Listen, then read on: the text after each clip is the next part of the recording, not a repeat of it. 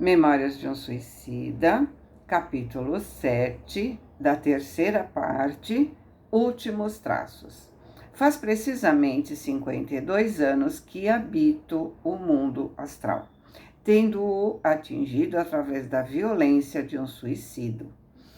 Ainda hoje não consegui alcançar a felicidade, bem como a paz íntima que é o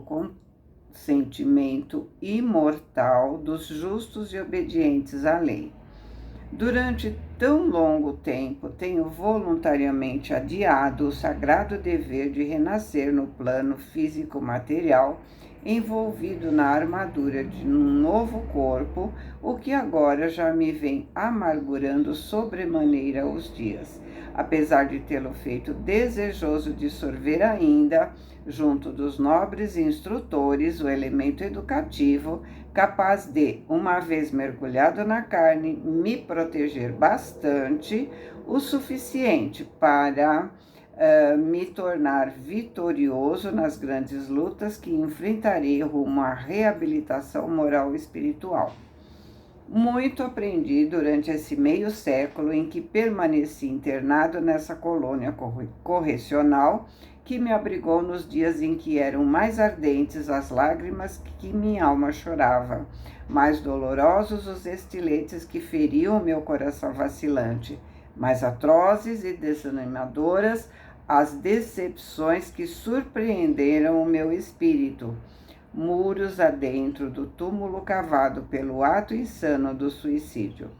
Mas, se algo aprendido que ignorava e me era necessário para a reabilitação, também muito sofri e chorei debruçado sobre a perspectiva das responsabilidades dos atos por mim praticados. Mesmo desfrutando o convívio confortante de tantos amigos devotados, tantos mentores zelosos do processo de seus pupilos, derramei pranto pungentíssimo, enquanto muitas vezes o desânimo, essa hidra avassaladora e maldita, tentava deter os meus passos nas vias do progresso que me tracei. Porém, aprendi a respeitar a ideia de Deus, o que já era uma força vigorosa a me escudar, auxiliando-me no combate a mim mesmo. Aprendi a orar, confabulando com o Mestre amado nas asas luminosas e consoladoras da prece legítima e proveitosa. Muito trabalhei, me esforçando diariamente, durante 40 anos, ao contato de lições sublimes de mestres virtuosos e sábios, a fim de que, das profundezas ignoradas do meu ser, a imagem linda da humildade surgisse para combater a figura perniciosa e malfazeja do orgulho que, durante tantos séculos, vem me conservando entre as urzes do mal, perdido nos baixios da animalidade. Ao influxo caridoso dos legionários de Maria, também comecei a soletrar as primeiras letras do divino alfabeto do amor, e com eles colaborei nos serviços de auxílio e assistência ao próximo, desenvolvendo-me em trabalhos de dedicação àqueles que sofrem, como jamais me julguei capaz. Lutei pelo bem, guiado por esses nobres entidades, estendi atividades tanto nos parques de trabalho espirituais acessíveis à minha humilíssima capacidade, como levando-as ao plano material, onde me foi permitido contribuir para que em vários corações maternos a tranquilidade voltasse a brilhar, em muitos rostinhos infantis, lindos e graciosos, o sorriso despontasse novamente, depois de dias e noites de impacientes expectativas, durante os quais a febre ou a tosse e a bronquite os haviam esmaecido, e até no coração dos moços desesperançados diante da realidade adversa, pude colocar a lâmpada bendita da esperança que hoje norteia meus passos, desviando-os da rota perigosa e traiçoeira do desânimo, que os teria lançado a abismos idênticos aos por mim conhecidos. Durante 40 anos, trabalhei, pois, denodadamente ao lado dos meus amados guardiães. Não servi tão só ao bem, experimentando atitudes fraternas, mas também ao belo, aprendendo com insignes artistas e virtuosos a homenagear a verdade e a respeitar a lei, dando à arte o que de melhor e mais digno foi possível extrair das profundezas sinceras da minha alma. Apesar de jamais me sentir satisfeito e tranquilo comigo mesmo, existe um vácuo em meu ser que não será preenchido senão depois da renovação em corpo carnal, depois de plenamente testemunhado a mim mesmo o dever que não foi perfeitamente cumprido na última romagem terrena, abreviada pelo suicídio. A recordação dolorosa daquele Jacinto de Ornelas e Ruiz, por mim desgraçado com a cegueira irremediável, num gesto de despeito e ciúme, permanece indelével, impondo-se às cordas sensíveis do meu ser como estigma trágico do remorso inconsolável, requisitando do meu destino futuro penalidades idênticas, ou seja, a cegueira, que já a prova máxima de ser cego foi por mim anulada à frente da primeira oportunidade ofertada pela providência, mediante o suicídio com que julguei poder libertar-me dela, ficando, portanto, com esse débito na consciência. De há muito eu deveria ter voltado à reencarnação. O que foi lícito aprender nas academias da Cidade Esperança foi-me facultado generosamente pela magnânima diretoria da colônia, a qual não interpôs dificuldades ao longo aprendizado que desejei fazer. Adquiri até mesmo avantajados elementos da medicina psíquica ao contato dos mestres durante as aulas de ciência e no desempenho de tarefas junto às enfermarias do Hospital Maria de Nazaré, onde sirvo há 12 anos substituindo Joel, que partiu para novas experiências terrenas, no testemunho que devia à lei como suicida que também era. Tal aptidão me valerá o poder me tornar médium curador.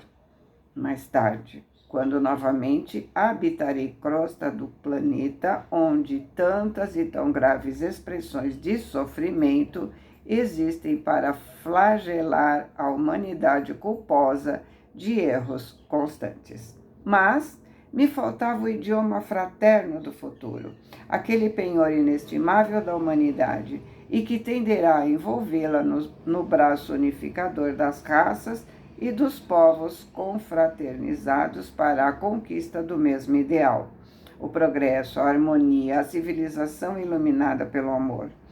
Esse era estudo facultativo, como aliás todos os demais deveres que tenderíamos a abraçar, mas que os iniciados particularmente aconselhavam a fazermos, a ele emprestando grande importância, porque esse idioma, cujo nome simbólico é o mesmo da nossa cidade universitária, isto é, Esperança, Esperanto, resolverá problemas até mesmo no além-túmulo, facultando aos espíritos elevados o se comunicarem eficiente e brilhantemente através de obras literárias e científicas, as quais o mundo terreno tende a receber do invisível nos dias futuros, servindo-se de aparelhos mediúnicos que também se hajam habilitado com mais essa faculdade a fim de bem atenderem aos imperativos da missão que, em nome do Cristo e por amor da verdade e da redenção do gênero humano, deverão exercer. Ora, convinha extraordinariamente aos meus interesses em geral e aos espirituais em particular, a aquisição em plano invisível desse novo conhecimento, ou seja, do idioma Esperanto, ao reencarnar, levando-o decalcado nas fibras luminosas do cérebro perispiritual. Em ocasião oportuna, viria a minha intuição de reaprendê-lo ao contato de mestres terrenos. Aliás, eu fui informado de que seria médium na futura existência e me comprometi a trabalhar, uma vez reencarnado, pela difusão das verdades celestes entre a humanidade, apesar do fantasma da cegueira que se postou à minha espera nas estradas do futuro. Meditei profundamente na conveniência que viria da ciência de um idioma universal, onde os homens e os espíritos, do quanto eu mesmo, como médium que serei, poderei produzir em prol da causa da fraternidade, a mesma do Cristo, uma vez o meu intelecto de posse de tal tesouro. Obtida a permissão para mais esse curso, me matriculei na academia que lhe era afeta e me dediquei fervorosamente ao nobre estudo. Não era simplesmente um edifício a mais, figurando na extensa avenida acadêmica, onde suntuosos palácios se alinhavam em magistral efeito de pura arte, mas escrínio da beleza arquitetônica que levaria o pensador ao sonho e ao deslumbramento. Era também um templo, como as demais edificações, e nos seus majestosos recintos interiores, a fraternidade universal era homenageada sem esmorecimentos e sob as mais sadias inspirações da esperança, por ministros do bem, incansáveis em operosidades tendentes ao benefício e progresso da humanidade. Localizado num extremo da artéria principal da nobre e graciosa cidade do astral, elevava-se sobre ligeiro planalto circulado de jardins, cujos tabuleiros profusos também se multiplicavam em matizes suaves, ofertando perfumes ao ar fresco, que se impregnava de essências agradáveis e puras. Arvoredos floridos, caprichosamente mesclados de tonalidades verde claro e como que translúcidas, ora esguios de galhadas festivas, ou frondosos, orlados de festões garridos, onde doces vibrações cantavam, queixumes enternecidos alinhavam as alamedas e pequenas praças do jardim, emprestando ao encantador recanto o idealismo augusto dos ambientes criados sob o fulgor das inspirações de mais elevadas esferas. Não foi sem sentir vibrar nas cordas sutis do meu espírito um ressoar de incomum emoção que lentamente galguei as escadarias que levavam à alameda principal, acompanhado a primeira vez de Pedro e Salúcio, representantes que eram da direção do movimento universitário do cantão, isto é, espécie de inspetores escolares. Ao longe, o edifício fugia docemente como estruturado em esmeraldinos tons de delicada quintessência do astral. Dir-se-ia que os revérberos do astro-rei, que muito de mansinho penetrava os horizontes do nosso burgo, resvalando brandamente pelas cúpulas e pelas molduras rendilhadas e graciosas, o envolviam em bênçãos diárias, aquecendo com beijos de fraterno estímulo a ideia genial processada no seu interior augusto por um punhado de entidades esclarecidas, enamoradas do progresso da humanidade, de realizações transcendentes entre as sociedades da terra como do espaço. Mas era a única edificação refugindo tonalidades esmeraldinas e douradas,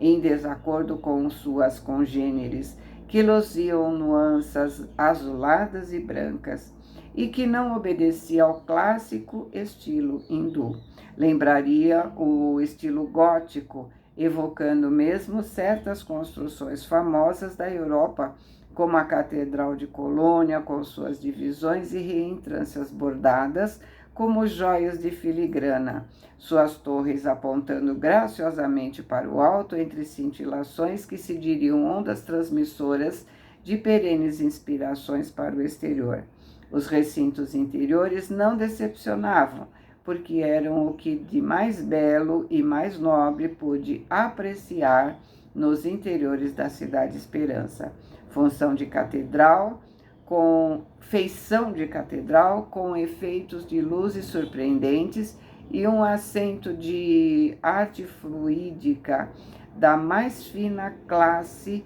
que me seria possível conceber. Compreendia-se imediatamente que os seus idealizadores não eram orientais e nem iniciados,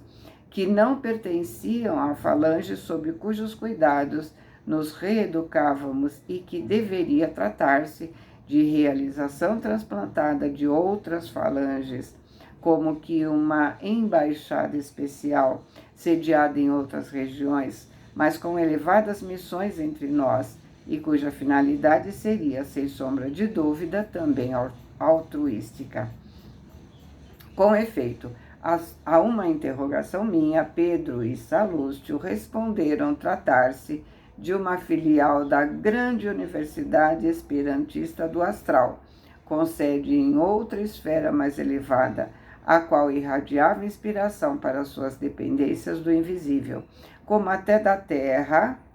onde já se iniciava apreciável movimentação em torno do nobilíssimo certame entre intelectuais e pensadores de todas as raças planetárias.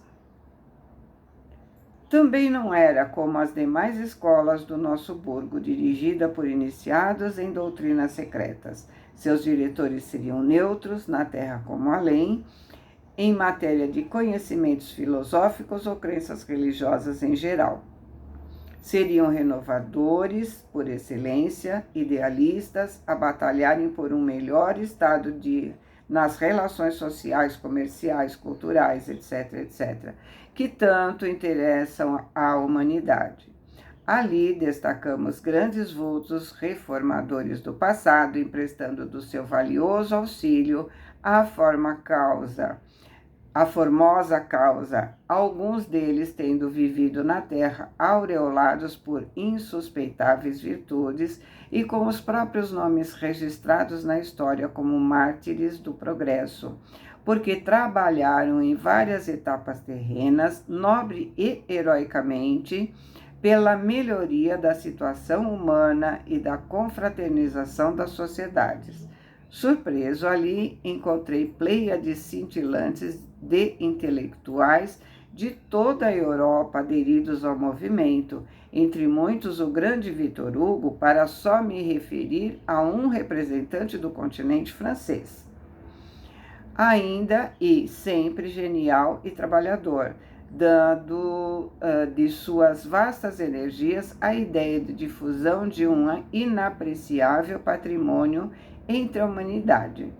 Quando, por isso mesmo, tomei lugar no amplo e bem iluminado salão para o advento das primeiras aulas, me confessava imensamente atraído para essa nova e admirável falange de servidores da luz, uma vez no recinto onde nuances docemente esmeraldinas se casavam ao rendilhado dourado da arquitetura fluídica e sutil, emprestando-lhe sugestões encantadoras. Não me pude furtar a surpresa de averiguar ser o elemento feminino superior em número ao masculino, referência feita aos aprendizes. E, durante o prosseguimento de todo o interessante curso, pude verificar com que fervor minhas gentis colegas de aprendizado, as mulheres, se dedicavam à vultosa conquista de armazenarem no refolho do cérebro perispirítico as bases espirituais de um idioma que, uma vez reencarnadas, lhes seria grato lenitivo no futuro. Afã generoso a lhes descortinar horizontes mais vastos, assim para a mente como para o coração, dilatando ainda possibilidades muito mais ricas de suavizar críticas situações, remover empecilhos, solucionar problemas com que porventura viessem a deparar no trajeto das reparações e testemunhos inalienáveis do futuro, e que de afeições puríssimas e carinhosas durante o mencionado trabalho, ao amável aconchego dos meus companheiros de ideais esperantistas, desde os primeiros dias harmonizadas as cordas do meu ser às suas vibrações gêmeas da minha, o meu espírito se encheu de indizível satisfação. O coração se dilatando para o advento da mais viva e consoladora esperança de melhores dias, presidindo a sociedade terrena do futuro, no seio das quais tantas vezes ainda renasceríamos rumando para as elevadas regiões do progresso. Tal como no desenrolar das lições ministradas pelos antigos mestres Aníbal e Epaminondas, desde o primeiro dia de aula na Academia de Esperanto, verificou-se magistral desfile de civilizações terrenas. Suas dificuldades, muitas até hoje insanadas, muitos dos seus mais graves impasses foram analisados sob nossas vistas interessadas em quadros expositivos e sequentes como um cinema, mostrando a humanidade a debater-se contra as ondas até hoje insuperáveis de multiplicidades de idiomas e dialetos. Dificuldades que figuravam ali como um dos flagelos que assolam a atribulada humanidade, complicando até mesmo o seu futuro espiritual. Porque no próprio mundo invisível se luta contra estorvos motivados pela diferença de linguagem nas zonas inferiores ou de transição, onde prolifera o elemento espiritual pouco evoluído ou ainda muito materializado. Minúcias, ramificações, consequências surpreendentes até mesmo dentro do lar doméstico, empecilhos desanimadores no alongamento das relações e até do amor entre as nações, os povos e os indivíduos. Tudo foi magistralmente examinado desde as primeiras civilizações contempladas no planeta até o século XX, que eu próprio não alcancei no plano material.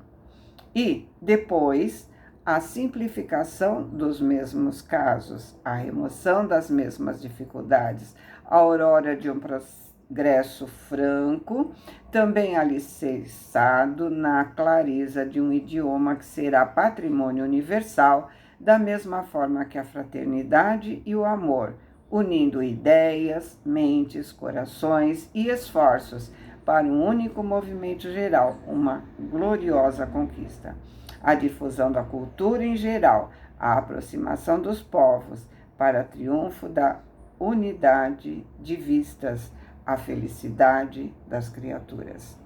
Então, soletramos os vocábulos, eram-nos apresentados artística e gentilmente através de quadros vivos e inteligentes. Sobrepunham-se em sequências admiráveis de leitura, fornecendo-nos o de que necessitávamos para nos apossarmos dos segredos que nos permitiriam mais tarde até mesmo discursar fluentemente em assembleias seletas. Portanto, eram álbuns, livros móveis, inteligentes, como que animados por fluido singular, a nos ensinarem a conversa, a escrita, toda a esplendente irradiação de um idioma que ia se decalcando em nosso intelecto, nos permitindo, quando reencarnados, a exploração das intuições brilhantes, tão logo nos encontrássemos na pista do assunto.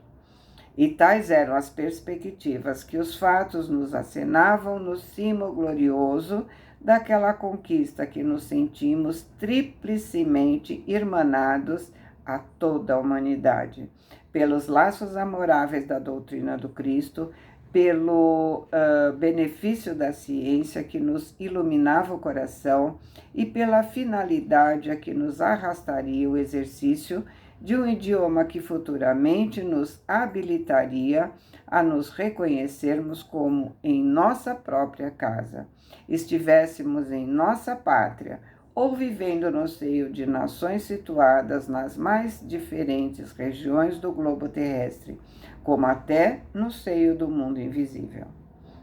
Ora, a embaixada esperantista em nossa colônia não se limitava a facultar-nos elementos linguísticos capazes de nos confraternizar com os demais cidadãos terrenos, com quem seríamos levados a viver nos arraiais da crosta planetária em futuro próximo.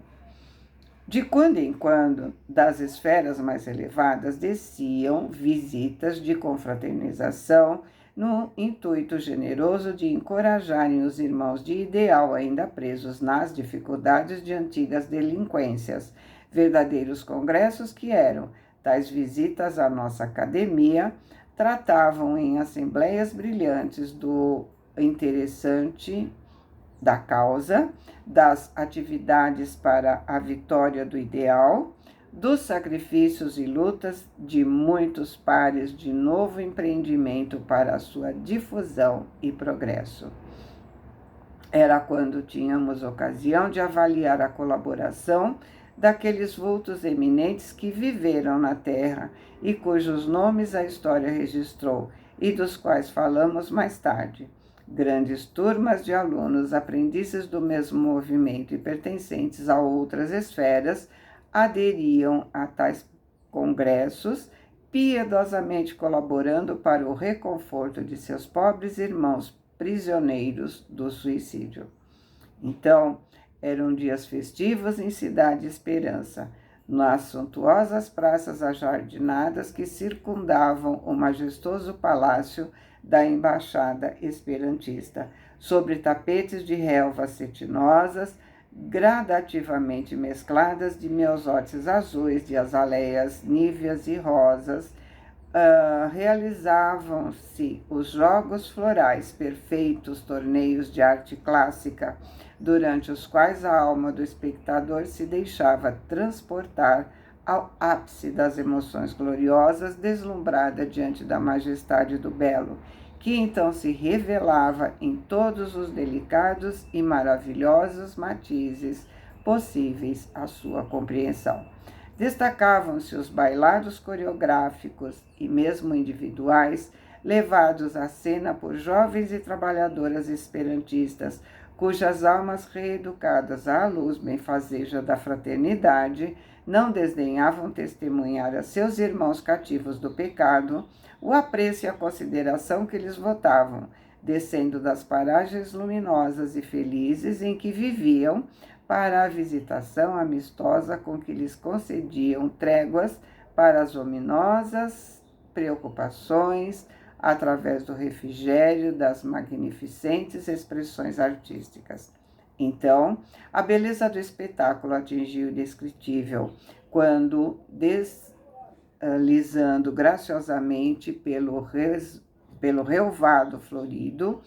pairando no ar como libélulas multicores, os formosos conjuntos evolucionavam, traduzindo a formosa arte de terpsicore. Não sei se eu falei certo, mas é uma musa da mitologia grega, aquela que se deleita na dança. Então, vamos lá. Os formosos conjuntos evolucionavam, traduzindo a formosa arte de terpsicore através do tempo e dos característicos das falanges que melhor souberam interpretá-la. Agora eram jovens que viviam na Grécia, interpretando a beleza ideal dos balés de seu antigo berço natal. Depois eram egípcias, persas, hebraicas, hindus, europeias, extensa falange de cultivadores do belo, a encantar-nos com a graça e a gentileza de que eram portadoras, cada grupo elevando ao sublime o talento que enriquecia o seu ser, enquanto os suntuosos efeitos de luz inundavam o cenário como que feéricos, singulares fogos de artifício descessem dos confins do firmamento para irradiarem bênção de luzes sobre a cidade que toda se adornava de nuances de pálidos multicores, delicadas e lindas, que se transmutavam de momento a momento em raios que se entrechocavam indescritivelmente em artísticos jogos de cores, se cruzando, fundindo-se em cintilações sempre novas e surpreendentes. E todo esse empolgante e intraduzível espetáculo de arte, que por si só seria um dom ao supremo detentor da beleza, verificado ao ar livre e não no recinto sacrossanto dos templos, fazia-se acompanhar de orquestrações maravilhosas, onde os sons mais delicados, os acordes lacrimosos de poderosos conjuntos de harpas e violinos, que eram como pássaros garganteando modulações siderais, arrancavam de nossos olhos deslumbrados, de nossos corações enternecidos, haustos de emoções generosas que vinham para tonificar nossos espíritos, alimentando nossas tendências para o melhor, ao nosso ser ainda frágil, descortinando horizontes jamais vistos para o plano intelectual. Quantas vezes músicos cérebres que viveram na terra acompanharam as caravanas esperantistas à nossa colônia, colaborando com suas sublimes inspirações, agora muito mais ricas e nobres, nessas fraternas festividades que o amor ao próximo e ao culto da beleza promoviam. Mas tudo isso era manifestado em um estado de superioridade e grandiosidade moral que os humanos estão longe de conceber. Porém, sucediam-se os concertos, cânticos orfeônicos atingiam expressões maravilhosas, peças musicais perante as quais as mais arrebatadas melodias terrenas empalideceriam, desafios poéticos em cenas de declamação, cuja suntuosidade tocava o inimaginável, arrebatendo-nos até ao êxtase. E o idioma seleto, de que se utilizava esse punhado magnífico de artistas, pertencentes a falanges que viveram e progrediram sob a bandeira de todos os climas, de todas as pátrias do globo terrestre, era o Esperanto, aquele que iria coroar a iniciação que fizemos, reeducando-nos aos conceitos da moral, da ciência e do amor. No entanto, só se admitia a arte clássica. Em nossa cidade universitária, jamais presenciamos o regionalismo de qualquer espécie.